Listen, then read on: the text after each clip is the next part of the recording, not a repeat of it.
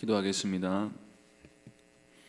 하나님 아버지, 우리를 자녀 삼아 주셔서 아버지의 사랑과 은혜를 간구하며 살게 하시니 감사드립니다. 오늘 이 시간도 우리가 자녀의 자리에서 하나님 아버지의 도우심을 구하며 나아왔사오니 하나님 부족한 저희를 용서하시고 용납하여 주시고 하나님의 뜻을 우리 안에 이루어 주옵소서. 주 예수 그리스도의 이름으로 기도하옵나이다. 아멘. 찬송가 266장 찬양하겠습니다. 찬송가 266장입니다.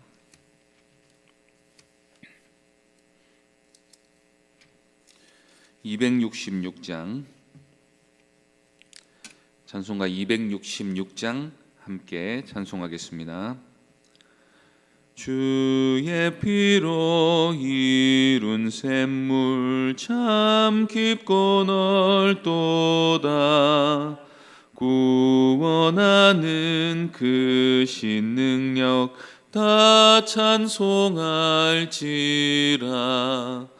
찬송하세 주의 보혈 그 샘에 지금 나아가 죄에 깊이 빠진 이 몸 그 피로 씻어 맑히네.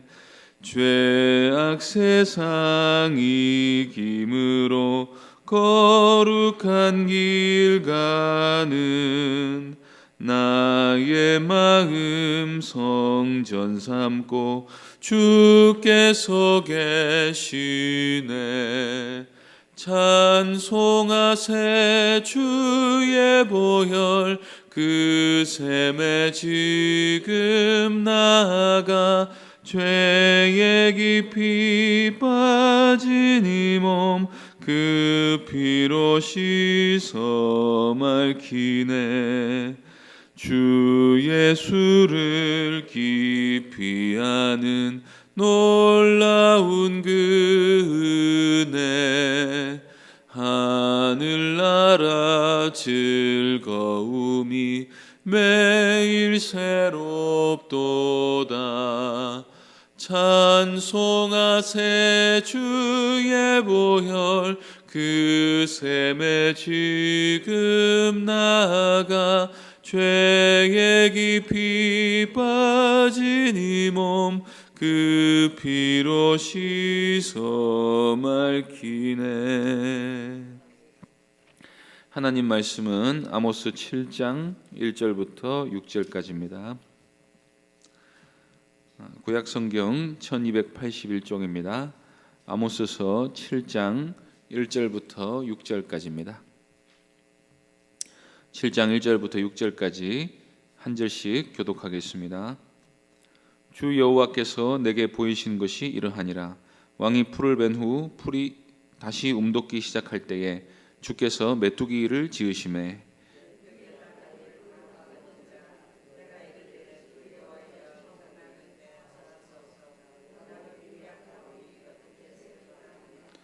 여호와께서 이에 대하여 뜻을 돌이키셨으므로 이것이 이루어지지 아니하리라.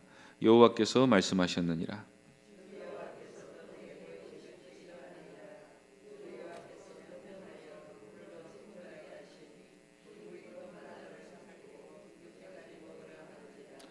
이에 내가 이르되 주 여호와여 청하건대 그치소서. 야곱이 미약하오니 어떻게 서리이까 하매 주 여호와께서 이에 대하여 뜻을 돌이켜 주 여호와께서 이르시되 이것도 이루지 아니하리라 하시니라. 아멘. 이것도 이루지 아니하리라는 제목으로 하나님 말씀 전하겠습니다. 아모스서에는 5가지 환상이 있습니다. 모두 다 하나님이 아모스에게 보이신 환상들인데 7장에 3개가 등장하고 8장에 하나 그리고 9장에 하나씩 있습니다. 5번의 환상의 공통점은 모두 심판을 보여준다는 것입니다. 말하자면 각 환상은 하나님의 심판 의지와 계획을 보여줍니다. 이때까지 아모스는 이스라엘이 정의와 공의를 버렸기 때문에 하나님이 심판하실 것이다 하는 메시지를 끊임없이 전했습니다. 회개하고 돌이키면 살 수 있겠지만 지금처럼 계속해서 악을 행하는 이상 망할 수밖에 없다고 경고했습니다. 여기까지 보면 아모스는 상당히 냉정한 판단을 가진 사람처럼 보입니다. 잘잘못을 따지는 건 잘하지만 이스라엘의 회복에는 별 관심 없고 죄를 지었으면 벌을 받아야 한다는 사고를 가진 사람처럼 보입니다. 그런데 오늘 본문에서 아모스는 소돔과 고모라를 위해 간구한 아브라함처럼 하나님께 심판을 유보해 주시기를 간구하는 모습을 보입니다. 여기서 우리는 아모스서가 지향하는 바가 단순히 죄를 지으면 벌을 받는다 하는 것이 아니라 그의 백성을 긍휼히 여기셔서 죄악을 버리고 돌이켜 살기를 바라시는 하나님의 마음을 보여준다는 사실을 알 수 있습니다. 먼저 첫 번째 환상을 보시겠습니다. 첫째 환상에서 하나님은 메뚜기 재앙을 보여주십니다. 1절 말씀 보겠습니다. 주 여호와께서 내게 보이신 것이 이러하니라. 왕이 풀을 벤 후 풀이 다시 움돋기 시작할 때에 주께서 메뚜기를 지으시매. 여기서 왕이 풀을 벤 후라는 말은 백성들이 왕에게 바치는 첫 곡물을 벤 후를 말합니다. 처음 자란 풀은 세금 개념으로 왕궁에 바치고 그 다음에 자란 풀부터 백성들이 가지기 시작하는데 이때 하나님이 메뚜기를 지으셨다는 것입니다. 아모스는 그 메뚜기 떼들이 땅의 풀을 다 먹는 장면을 보았습니다. 7장 2절 말씀 보겠습니다. 메뚜기가 땅의 풀을 다 먹은지라 내가 이르되 주 여호와여 청하건대 사하소서 야곱이 미약하오니 어떻게 서리이까 하매. 요엘서를 보면 메뚜기 재앙이 얼마나 끔찍한 재앙인지를 알 수 있습니다.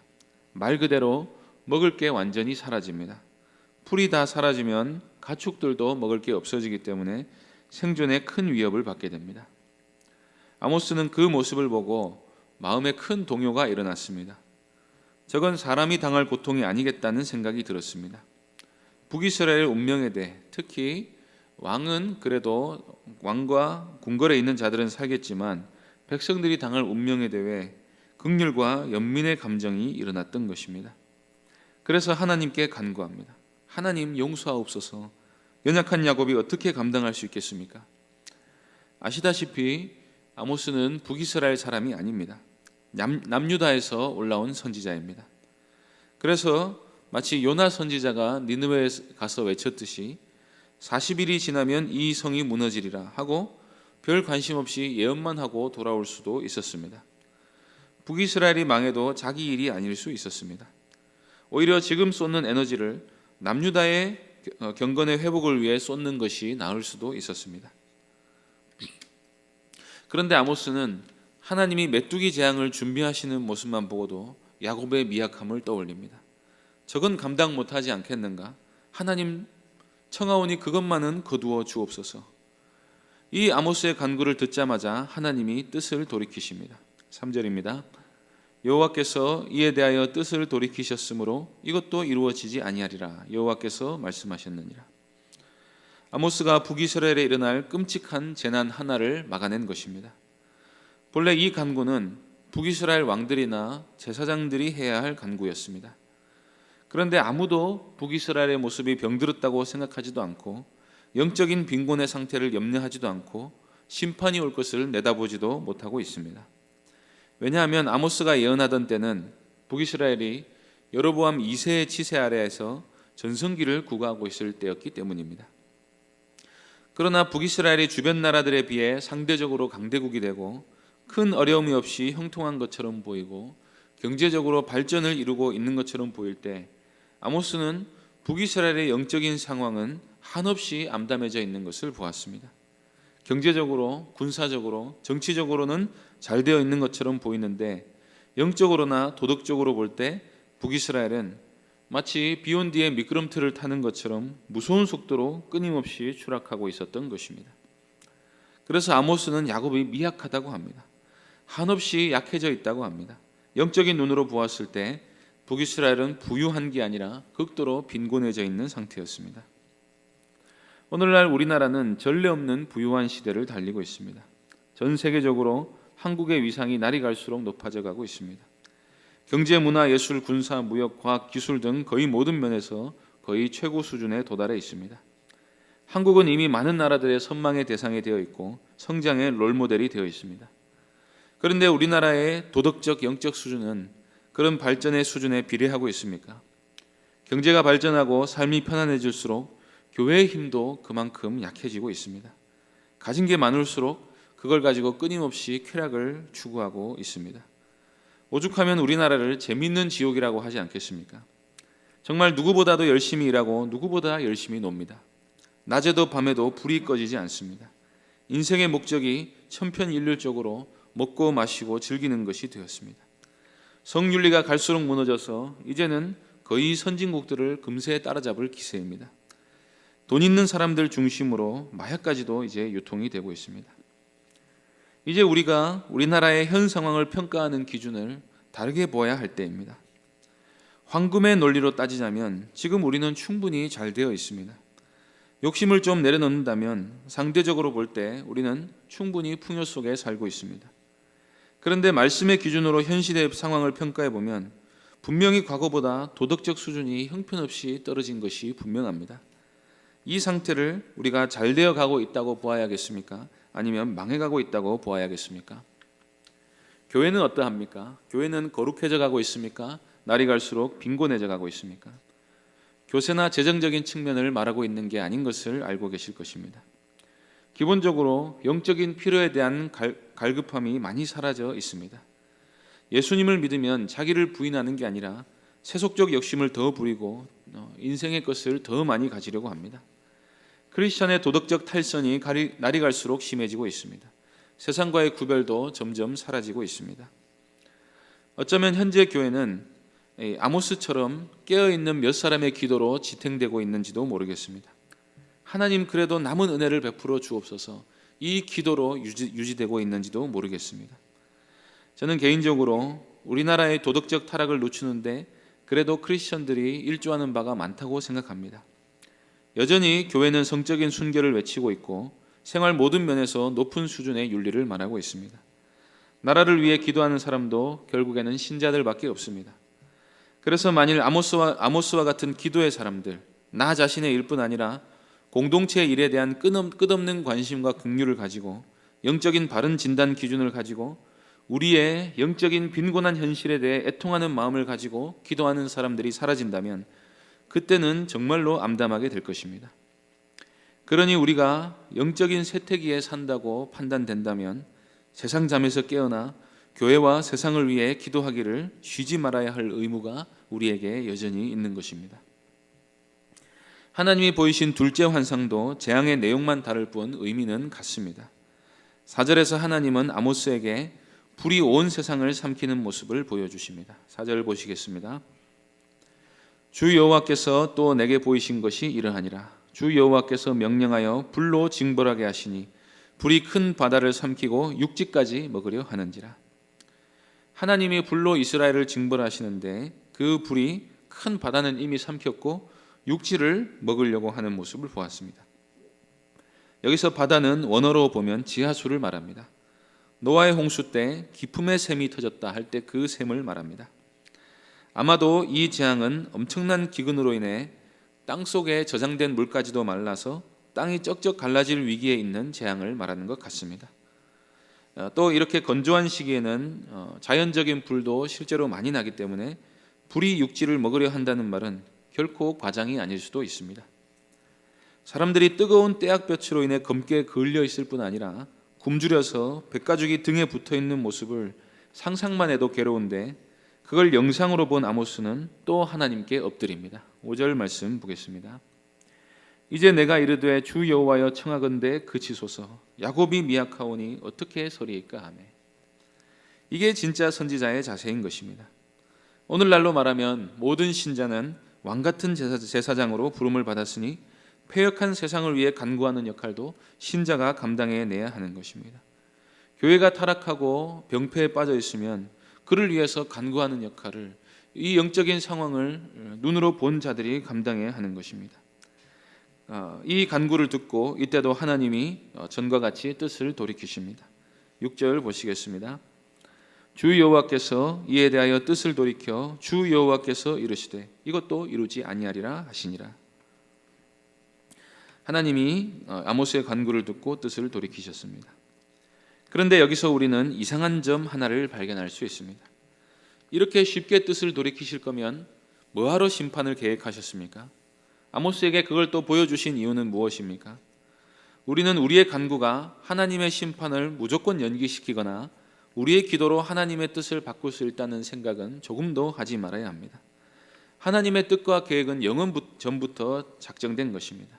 하나님은 어떤 결정을 하셔놓고 우리가 기도한다고 해서 그래 그건 너무 심했지 하면서 돌이키시는 분이 아닙니다.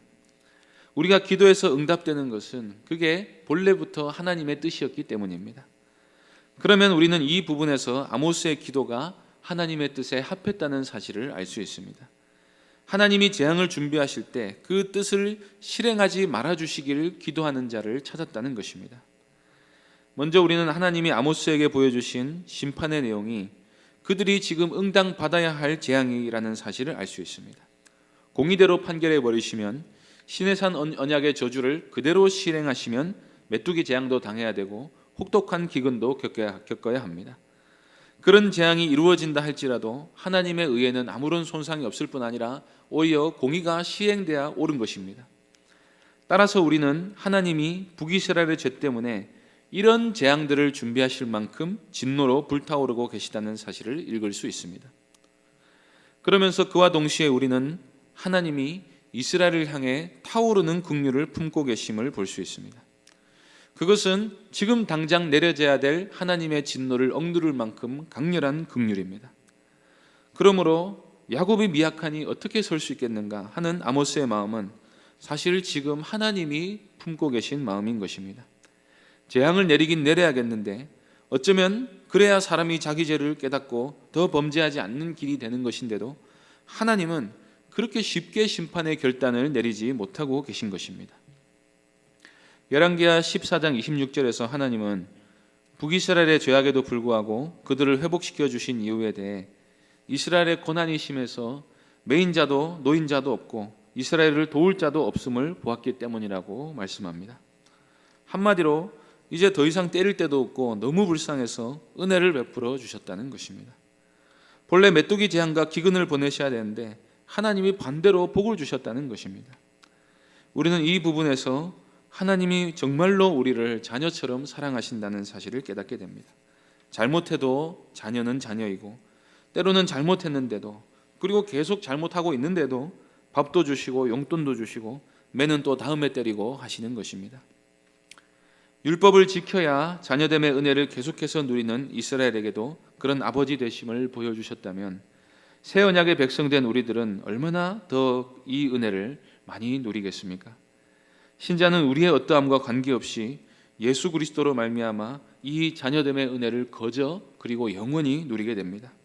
신자도 죄를 지으면 하나님이 진노하십니다. 그 대신 자녀로 대우하시며 징계하십니다. 그래서 결코 우리가 지은 죄대로 다 벌하시는 게 아니라 훈육에 필요한 만큼만 매를 대십니다. 이런 놀라운 은혜를 받은 존재가 우리임을 기억하시기 바랍니다. 우리는 하나님이 우리 아버지이신 줄 알기에 징계를 받을 때조차도 하나님이 우리를 사랑하심을 압니다. 그래서 우리가 죄를 피하고 의를 행하는 것은 심판이 두려워서가 아니라 아버지를 실망시켜 드리지 않기 위해 우리가 사랑하는 아버지를 기쁘시게 해드리기 위해 하는 것입니다.